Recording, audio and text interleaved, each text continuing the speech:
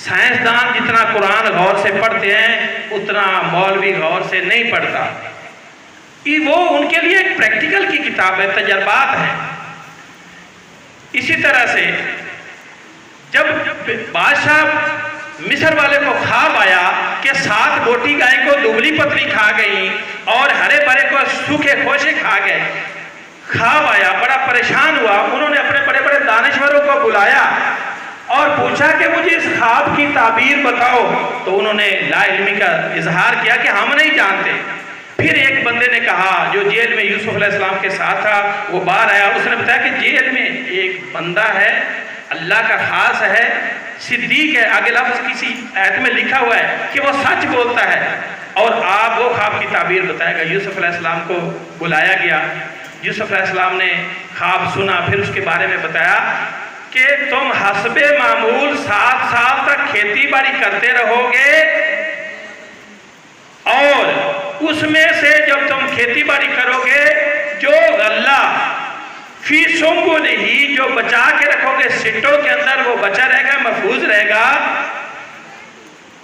اس سے preservation of food Mars وجود میں آئی. اور پھر انہوں نے فرمایا لگاتار تم 7 سال کھیتی باڑی کرو گے، اگلے 7 سال پھر کیا ہوگا کہ سخت آئیں گے اور ان کے اندر قحط سالی ہوگی. اس کے اندر بھی یہ بتایا گیا کہ جو کچھ تم نے بچا کے رکھا ہے وہ سارا تم کھا لو گے کچھ نہ کچھ، اور تھوڑا سا جو محفوظ کیا ہوا ہے وہ بچا رہے گا. تو یہاں سے بھی پریزرویشن آف فوڈ نکلتی ہے. پریزرویشن آف فوڈ ہے کیا؟ جس طرح سے یہ گورنمنٹ کے گودام اور غلے پڑے ہوئے ہیں، یہ یوسف علیہ السلام کا دیا ہوا قانون ہے.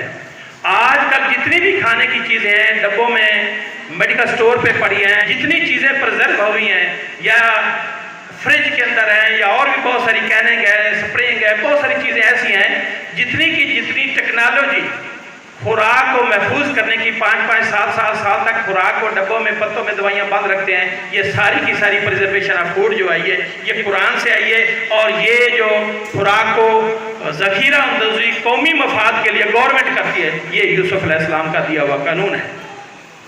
اور یوسف علیہ السلام نے جب یہ باتیں بتائیں تو بادشاہ پریشان ہو گیا.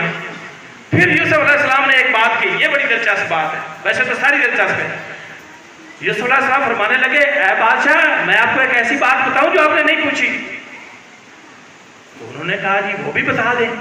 یوسف علیہ السلام نے فرمایا 7 سال تم حسب معمول کھیتی کرو گے، اگلے 7 سال سخت ہیں، قحط سالی ہوگی، اس کے بعد کیا ہوگا؟ یعنی 14 سال کے بعد یا اس سے بھی بعد، ٹائم فکس نہیں ہے آیت کے اندر. ثم یاتی من بعد ذالک عام، پھر اس کے بعد پھر یاتی من بعد ذالک، اس کے بعد عام ایک ایسا سال آئے گا فی ہے جس کے اندر یغاث الناس، بارشیں ہوں گی، وفی ہے یاسرون، اور تم رس نہ چھوڑو گے. دریائے نیل میں اتنا پانی آئے گا، بارشیں گی. مفہوم یہ کہ سیلاب نہیں آئے گا، اس طرح کی بارشیں آئیں گی کہ فصلیں اچھی ہوں گی اور تسی راجتے کھاؤ گے. یعنی اتنی اچھی فصلیں ہوں گی تمہارے دکھ دور ہو جائیں گے. یعنی یوسف علیہ السلام نے ویدر فورکاسٹ 14 سال کے آنے والے دور کا بھی محکمہ موسمیات کا علم بتایا. ہماری سائنس تو بھی 1 مہینے کی 10 دنوں کا ویدر فورکاسٹ بتاتی ہے، تو یوسف علیہ السلام نے 14 سال کے بعد کا بھی 14 سال کے بعد کا ویدر فورکاسٹ کے اس طرح کی بارشیں آئیں گی، نہ سیلاب آئے گا نہ طغیانی آئے گی، بلکہ اچھا موسم ہوگا، تم رس نچوڑو گے، تمہاری فصلیں اچھی ہوگی.